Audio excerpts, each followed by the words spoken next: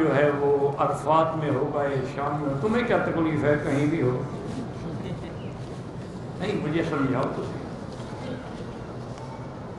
بس ایک رواج ہے، بن گیا ہے بس کہ ایک سوال پوچھنا۔ اللہ کے بندے، یہ تو صحیح احادیث میں ثابت ہے کہ میدان حشر جو ہے وہ شام ہوگا، چونکہ صحیح حدیث میں آتا ہے کہ اول من تنشق عنی القبر، حضور نے فرمایا سب سے پہلے میری قبر مبارک کھلے گی۔ ھکذا نبعث یوم القیامہ، اور ہم اس طرح اٹھیں گے قیامت کے دن کے میرے ساتھ عیسیٰ ابن مریم ہوں گے اور دائیں ابو بکر ہوں گے اور بائیں عمر ہوں گے۔ ثم آتی علی باب البقیع الغرقد، اس کے بعد میں جنت البقیع کے دروازے پہ آؤں گا، وہ بھی کھڑے ہو چکے ہوں گے میری انتظار میں۔ ثم انتظر اہل مکہ، پھر میں مکے والوں کی انتظار کروں گا جب مکے والے آ جائیں گے۔ اجعلہم علی یمینی واہل المدینۃ علی یساری ثم اسوقہم الی الشام، مکے والوں کو میں داہنے ہاتھ پہ رکھوں گا اور مدینے والوں کو بائیں ہاتھ پہ رکھوں گا، پھر ان سب کو لے کے میدان محشر شام کی طرف جاؤں گا۔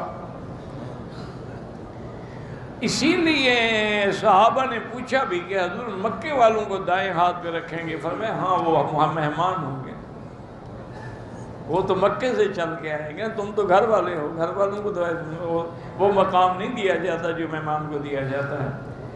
اسی لیے علماء کی یہ تمنا رہی، بلکہ حدیث میں بھی ہے من استطاع منکم من یموت بالمدینۃ فلیمت، جس آدمی کو اللہ طاقت دے کہ موت مدینے میں آئے اس کو مدینے میں ہی مرنا چاہیے۔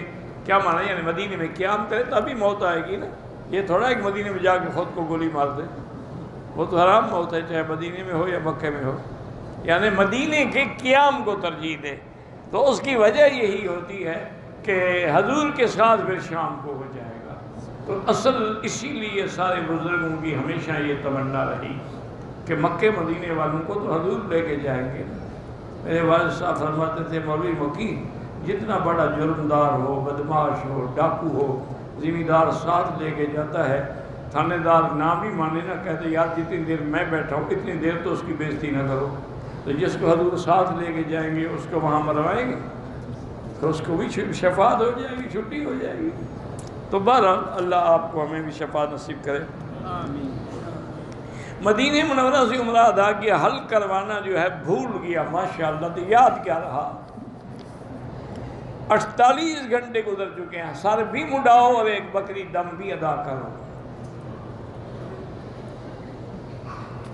3 چکر طواف کے مکمل کیے، تھک گیا چھوڑ دیا، اس کے بدلے میں قضا کرو طواف۔ اور اگر عمرے کا طواف چھوڑ دیا پھر طواف نہیں کیا تو عمرہ ہی نہیں ہوا، دوبارہ عمرہ کرو اور دم بھی دو۔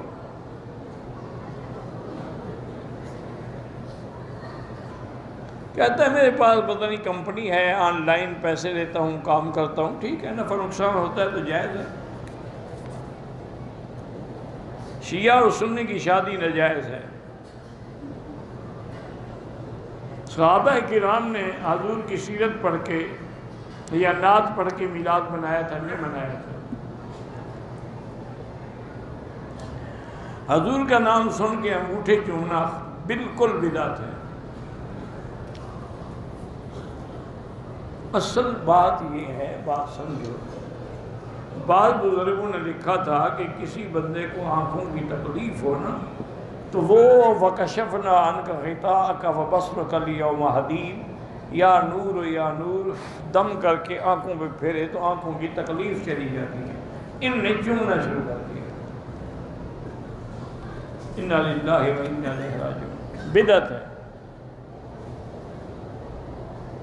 کہتے ہیں جی کہ صفا مروہ پر بی بی ہاجرہ نے دوڑ لگائی تھی، عورتیں کیوں نہیں دوڑتی ہیں؟ تم اپنی عورت کو دوڑاؤ، تمہیں کسی نے منع کیا؟ اور بدبخت دوڑ انہوں نے بھی نہیں لگائی تھی، صفا سے مروہ تک چلتی تھی، جب درمیان میں بیٹا نظر نہیں آتا تھا تو تیز چلتی تھی۔ اور پھر جب ایک بیوی نے یہ سنت بھی انہی کی رہ گئی تو اب مرد بھی جاتے ہیں، عورتیں بھی جاتی ہیں، دوڑنے کا حکم تو نہ مردوں کو ہے نہ عورتوں کو ہے۔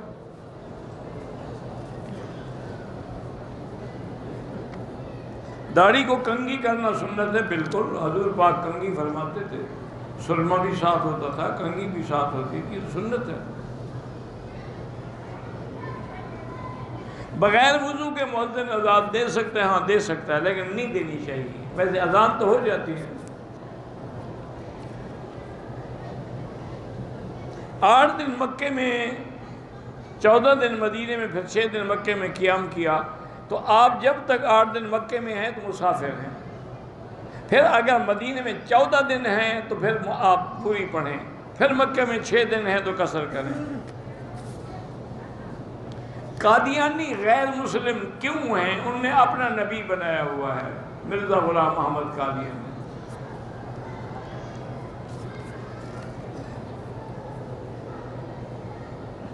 اگر ایک حنفی مسلک کا آدمی ہے، حلق کے بعد اس نے طواف سائی کے بعد تھوڑے تھوڑے ٹک لگائے، امام شافعی کے مسلک دم پڑ جائے گی، ساری زندگی حنفی رہا ہے، اب بال کاٹنے کے لیے شافعی بن گیا ہے، مذاق کر رہا ہے دین سے۔ حضور کا جنازہ پڑھا ہی نہیں کیا تو جنازہ کون پڑھاتا؟ تو صحابہ جاتے تھے اندر درود شریف پڑھ کے باہر جاتے، جنازہ تو اس کا پڑھا جاتا ہے جس کے لیے دعا کی جائے گناہ بخشنے کی۔ حضور تو معصوم تھے، ان کے جنازے کا کیا مطلب؟ یہ تو شیعہ نے ان کے دماغ میں ڈالا ہوا ہے نا، جنازہ کس نے پڑھایا؟ پھر حضرت علی نے کیوں نہیں پڑھایا؟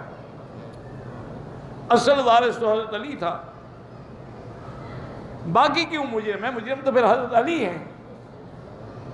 اصل بات یہ ہے کہ نبی معصوم ہے، ان کا جنازہ ہوتا ہی نہیں۔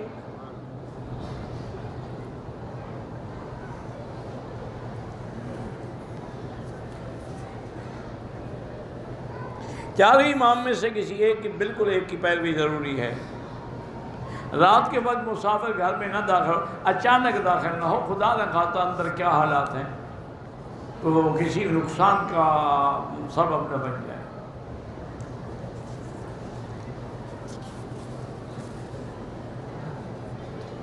اقامے کا مسئلہ، اللہ آپ کی مشکلات حل کرے۔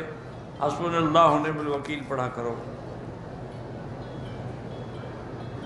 یہ حدیث صحیح نہیں ہے کہ میں شہر ہوں اور حضرت علی دروازہ ہیں۔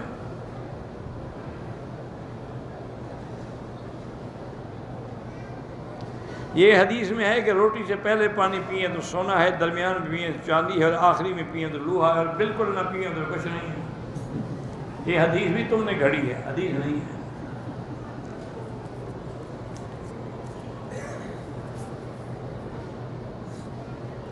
طواف صفا کر لینے کے بعد اگر بال منڈوا رہے تھے اور خون نکل آیا، کوئی بات نہیں،